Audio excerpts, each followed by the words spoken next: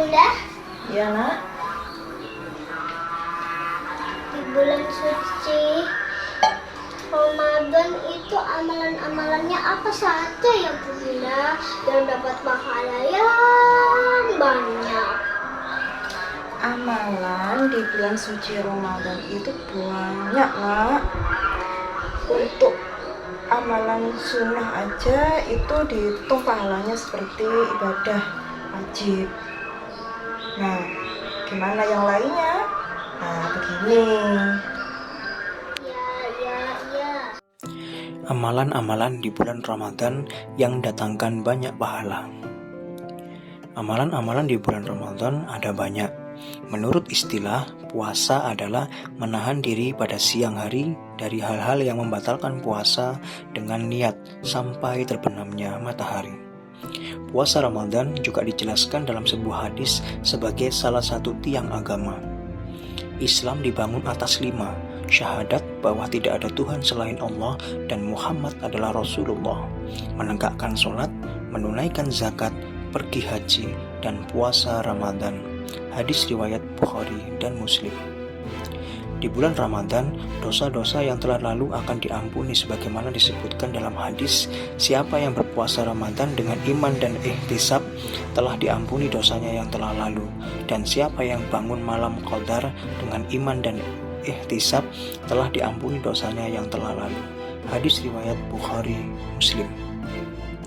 Berikut amalan-amalan di bulan Ramadan yang bisa dilakukan dan bisa memberikan pahala yang luar biasa. Yang pertama, sahur. Sahur sangat dianjurkan sebelum memulai puasa. Rasulullah SAW bersabda, dari Anas radhiyallahu anhu bahwa Rasulullah SAW bersabda, makan sahurlah karena sahur itu barokah. Hadis riwayat Bukhari dan Muslim. Selain itu, Rasulullah SAW bersabda dari Abi Sa'id Al-Khudri radhiyallahu anhu bahwa Rasulullah SAW bersabda, sahur itu barokah, maka janganlah kalian tinggalkan meski hanya dengan seteguk air. Sesungguhnya Allah dan malaikatnya berselawat kepada orang-orang yang sahur. Hadis riwayat Ahmad. Yang kedua, menyegerakan berbuka puasa. Dikutip dalam buku Ramadan Antara Syariat dan Tradisi oleh Ahmad Sarwat, LC.MA, para ulama sepakat bahwa berbuka puasa disyariatkan ketika matahari terbenam yang menandakan datangnya waktu maghrib. Dari Syahal bin Sa'ad bahwa Nabi SAW bersabda, umatku masih dalam kebaikan selama mendahulukan berbuka. Hadis riwayat Bukhari dan Muslim. Yang ketiga, sholat tarawih dan sholat malam. Sholat tarawih dan sholat malam memiliki banyak keutamaan, sebagaimana disebutkan dalam hadis dari Abu Hurairah radhiyallahu anhu bahwa Rasulullah SAW bersabda, barang siapa yang sholat malam pada bulan Ramadan karena iman dan mengharapkan ganjaran dari Allah, maka akan diampuni dosa-dosanya yang telah lalu. Hadis riwayat Bukhari dan Muslim. Yang keempat, memperbanyak membaca Al-Quran. Bulan Ramadan adalah bulan Al-Quran. Di bulan Ramadanlah Al-Quran pertama kali diturunkan ke dunia. Pada bulan Ramadan juga Al-Quran diturunkan sekaligus dari Lauhul Mahfudz ke langit dunia. Bertadarus Al-Quran selama bulan Ramadan termasuk kebiasaan yang dilakukan Rasulullah SAW. Riwayat Ibnu Abbas menjelaskan, Rasulullah adalah orang yang paling dermawan. Kedermawanan beliau meningkat pada bulan Ramadan, yaitu ketika didatangi Jibril setiap malam Ramadan. Ia bertadarus Al-Quran dengan Rasulullah. Hadis riwayat Bukhari Muslim. Yang kelima, memperbanyak sedekah. Memperbanyak sedekah sangat disunahkan saat kita sedang berpuasa.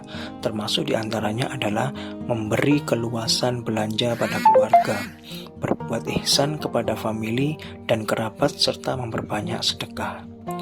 Adalah Rasulullah SAW orang yang paling bagus dalam kebajikan, dan menjadi lebih baik lagi saat bulan Ramadan ketika Jibril alaihissalam mendatanginya. Rasulullah Shallallahu Alaihi Wasallam itu orang yang sangat murah dan sumbangan. Namun saat beliau paling bermurah adalah di bulan Ramadan saat beliau bertemu Jibril. Hadis riwayat Bukhari dan Muslim.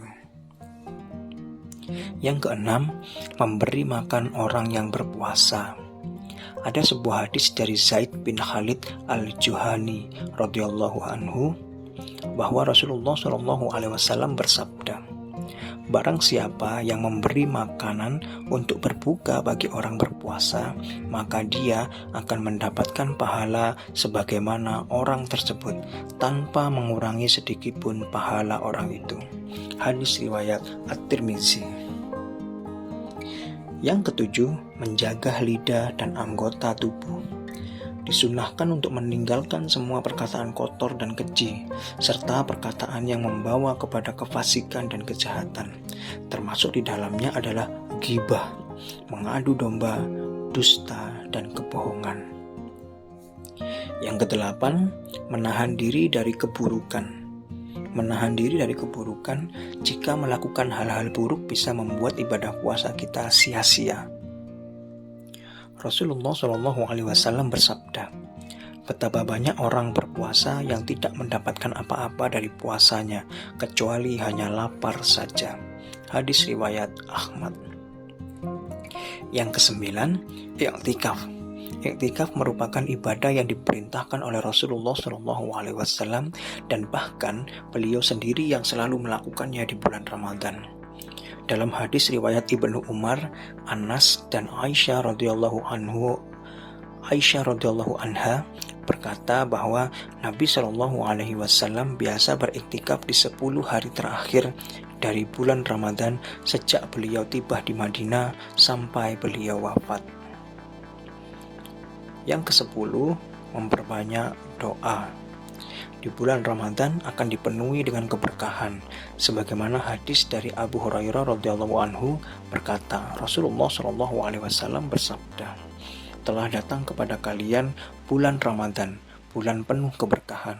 Allah Subhanahu wa Ta'ala telah mewajibkan kepada kalian berpuasa di dalamnya. Di bulan itu, pintu-pintu langit akan dibuka dan pintu-pintu neraka akan ditutup.